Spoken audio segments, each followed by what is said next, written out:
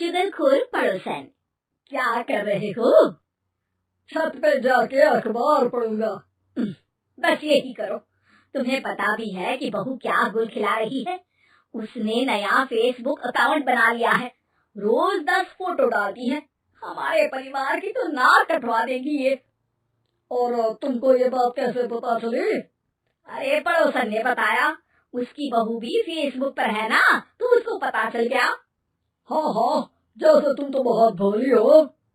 पड़ोसन रोज सास को उसकी बहू के नाम पर भड़काती थी। आज तो आपकी बहू कह रही थी मुझसे आके कि आप दिन भर खाती रहती है, खा खा के घटोत्कच हो गई है। क्या? उसने मुझे घटोत्कच बोला? अरे वो खुद ना कटी सुपर्णखा है।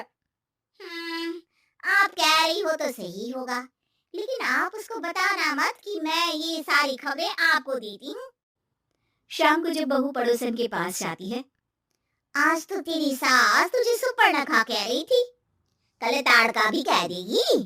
पता नहीं इतनी अच्छी बहू मिली है, फिर भी वो तुझे राक्षसनी क्यों समझती है?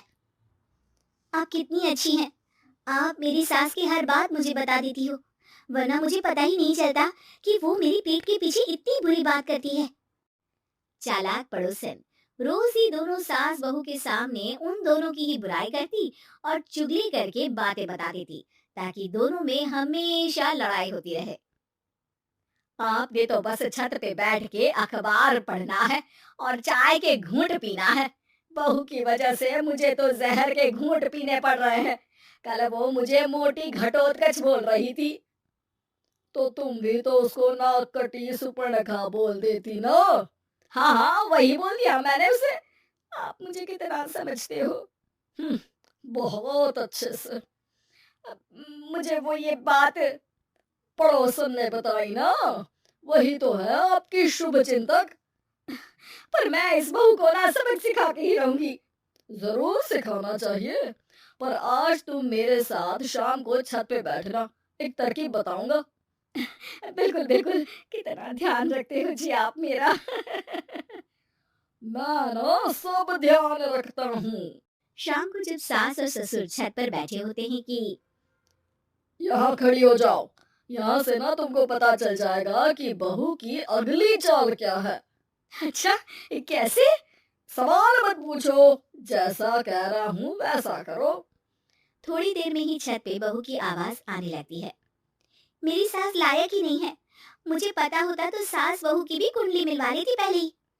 तेरी सास तो मुझे भी पसंद नहीं है। मेरे पास जब भी आती है तेरी बुराई करती रहती है।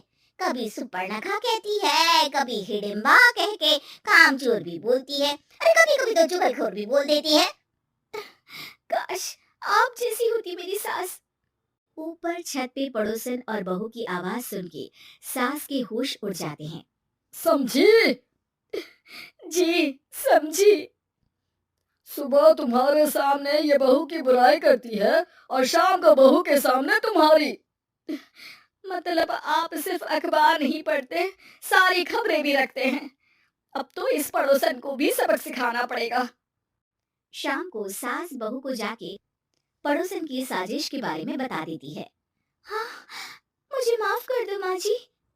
तुम भी अपनी माँ जी को माफ कर दो, इन्होंने भी तो तुमको बहुत कुछ कहा है। अरे बस बस, अब ये सोचो कि पड़ोसन को सीधे कैसे करना है। अगले दिन सुबह पड़ोसन सास का इंतजार कर रही होती है, लेकिन वो देखती है कि वहाँ सास और बहू एक साथ आ जाते हैं। अरे अरे, आज दोनों एक साथ। हाँ, सोचा कि बहू की पीठ पीछे बुराई करने से क्या फायदा, मुंह पे ही बोलती हूँ मैं। हाँ, मैंने भी सोचा आपको 2 बार मेहनत करनी पड़ती है, एक ही बार में काम खत्म कर लोगी। हैं? वो मैं आप लोगों को कैसे पता चला? क्योंकि ऊपर वाला सब देख रहा है। पड़ोसन ऊपर देखती है, वहाँ ससुर खड़े होकर हंस रहे होते हैं। मतलब आप हमारी बातें सुन लेते थे? हाँ, सुन लेता था और मजे भी लेता था। आपको तो शकुन ही होना चाहिए। क्या चाल खेली है आपने, एकदम सास बहू के सीरियल जैसी। तो बताओ पड़ोसन जी, मेरी बहू ने आपसे अब मेरे बारे में क्या बोला? यही बोला कि सास बहुत अच्छी है, बहुत ध्यान रखती है। अच्छा, और सास ने मेरी क्या बुराई की? नहीं ना की बुराई, हमेशा तारीफ करती है। भगवान सबको ऐसी सास दे। मेरी गलती है जो मैंने आप लोगों में आग लगाने की कोशिश की। पर छत पे लगा हुआ सीसीटीवी यानी कि शर्मा जी सब देख रहे थे। हाँ जी, हाँ जी, मुझे माफ कर दीजिए। माफ क्या, आपको तो अब हम साफ ही कर देंगे अपने वालों की लिस्ट से। आज से आपकी और हमारी बात बंद, लेकिन बुराई जारी रहेगी। अब आपकी हरकत के बारे में पूरे मोहल्ले को बताना तो पड़ेगा ना आंटी जी।